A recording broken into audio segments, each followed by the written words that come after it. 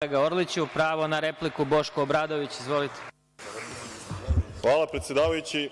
Pa vidite, vrlo je zanimljivo i karakteristično kako je Srpska napredna stranka postala naglo zaboravna i uvek kada neki kadar bivšeg režima želi da pređe u Srpsku naprednu stranku, oni zaborave da je to kadar bivšeg režima i vrlo rado ga primaju u Srpsku naprednu stranku i stavljaju na najviše funkcije. I onda su kadrovi bivšeg režima fenomenalni kad pređu u Srpsku naprednu stranku.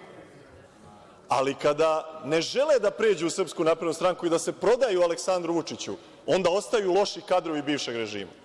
To se zove licemerje. To se zove foliranje.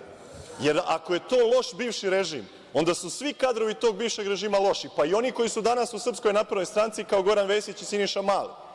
Što ste vodeće kadrove bivšeg lošeg režima stavili za ministre u Vladi Republike Srbije? Samo to objasnite narodu.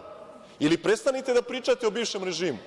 Ko vas je sprečavao da 7 godina donesete zakon o ispitivanju porekla imovine i pošaljete sve žute lopove u zatvor? Ko vas danas sprečava?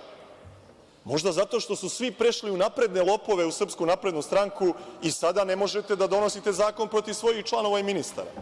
Dakle, to je suštinsko pitanje koje ja vama ovde postavljam. Znači, ovde se neprestano zamenjuju teze.